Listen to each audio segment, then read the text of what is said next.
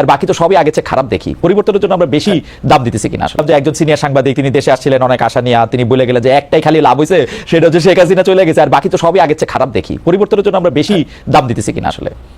এখন আমাদের অবশ্যই আপনি যেটা বলছেন, আমাদের আকাঙ্ক্ষা ছিল মানে আকাশচুম্বী। আমাদের ওই যে আমরা চেয়েছিলাম রাতারাতি পরিবর্তন, এটা তো রাতারাতি পরিবর্তন হয় না। আর ওই যে আপনি মূল্যর কথা বলছেন, ওই যে আমি অর্থনীতি ছাত্র হিসাবে বলবো, ওই যে মিল্টন ফ্রিডম্যানকে জিজ্ঞেস করা হয়েছিল যে আপনি, মিল্টন ফ্রিডম্যান একজন ওই যে আইকনিক অর্থনীতিবিদ, ওনাকে জিজ্ঞেস করা হয়েছিল প্রত্যেক সায়েন্টিস্ট, প্রত্যেক ইয়েরা, এই যে তাদের বিশেষজ্ঞরা তাদের ডিসিপ্লিনটাকে এক বাক্যে তারা সংজ্ঞায়িত করতে পারে। তো আপনি বলেন অর্থনীতি শব্দ, উনি বলছেন যে একটা বাক্যতে আমি অর্থনীতি কি জিনিস সেটা বোঝাইতে পারি, ওই যে প্রত্যেক জিনিসেরই একটা মূল্য আছে, everything has a price, nothing is free lunch.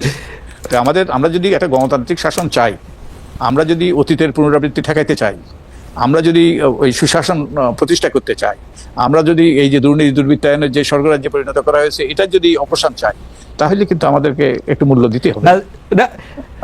জনাব বদিউল্লাহ মজুমদার, মূল্যটা মানে আমার তো মনে হয় যে সারা পৃথিবীর স্বীকৃত একজন গরিবের ব্যাংকার ডক্টর মোহাম্মদ ইউনূস, এইটার মধ্যে আসেন পৃথিবীর সবচেয়ে সজ্জনদের একজন সালাউদ্দিন আহমেদ, মানে আমরা বাংলাদেশি কনটেক্সটে যদি বলি, তারপরও আমরা ভ্যাট আর ট্যাক্স আর ভ্যাট, মানে খুব স্বাভাবিক, বাজারের জিনিসের দাম এদিকে হাত দেওয়া যায় না, অন্যদিকে ভ্যাট আর ট্যাক্স বাড়াইতেছে। তো আইন শৃঙ্খলার কথা আমি না বললাম, আমলাদের বিভিন্ন রকম সমস্যা, 1 ক্যাডার বরং 26 ক্যাডার, তো কেমনি কি স্যার মানে এটা? খালেদ, আমি যখন আপনার এই শোর যখন কমেন্ট দেখি, তখন অনেককে বলতে শোনা যায়, অনেকে আমি লিখতে দেখি আপনাকে একজন উপদেষ্টা করা হোক। তো আমার মনে হয় আপনাকে কিংবা ওই যে ফেরেশতা এনে বসিয়ে দিল, আমাদের যেই সমস্যা, যে ব্যাপক সমস্যা, যে সবকিছু ভেঙে পড়া, এই ভঙ্গুর অবস্থা থেকে টেনে তোলা, একটা ওই যে ভিন্ন ভবিষ্যৎ সৃষ্টি করা, সব সমস্যার সমাধান করা, ওই যে আপনার পক্ষেও সম্ভব হইতো না, কোনো মানবের পক্ষে অতি সহজ হইতো না। আমার মনে হয় হ্যাঁ, তাদের ভুল ত্রুটি আছে, তারা সবকিছু ঠিক করছে, এটা আমি বলবো না, এবং অনেক সমালোচনা আছে নিঃসন্দেহে, তারা আর ভালো করতে পারতো। কিন্তু এটা এমন একটা অবস্থায় আমরা পৌঁছেছিলাম, এটা আমি আপনার সাথে সম্পূর্ণ একমত। কারণ হচ্ছে যে অনেকেই এই সরকারের নিয়ে কোনো প্রশ্ন করলে একটা কথা বলতে চাই, আমরা আগেই ভালো ছিলাম। আমি একদম দ্ব্যর্থহীনভাবে বলতে চাই যে আমরা আগে ভালো ছিলাম না। আমাদের কোনো গণতান্ত্রিক অধিকার ছিল না, আমাদের কোনো জবাবদেহি ছিল না, কোনো প্রতিষ্ঠান ছিল না, কোনো কিছু ছিল না। কিন্তু ঘটনা হইতেছে হচ্ছে যে আমরা ভালোর দিকে যাইতে চাই। শেষ কথা আপনার কাছে একটু শুনতে চাই যে আমরা কি ভালোর দিকে যাইতেছি, আমরা কি রাস্তায় আছি কিনা সাইডে পড়ে গেছি? আমরা আগে ভালো ছিলাম না, সেটা আমি মানে আমরা সকল বক্তব্য দিয়ে আমরা এটা বারবার মনে করে বলতেও চাই। আচ্ছা, এটা নির্ভর করবে, আমি দেখি 4টা অংশে যান। একটা হলো সরকার, যেমন আমরা ভালোর দিকে যাওয়ার জন্য আমাদের নির্বাচনী সংস্কারগুলো বাস্তবায়ন হওয়া দরকার, এবং যার মাধ্যমে একটা সুষ্ঠু নিরপেক্ষ নির্বাচনের পথ সুগম হবে। তো এই জন্য 4টা অংশে যান। একটা হলো সরকার, অবশ্যই সরকার এটা চায় অবশ্যই।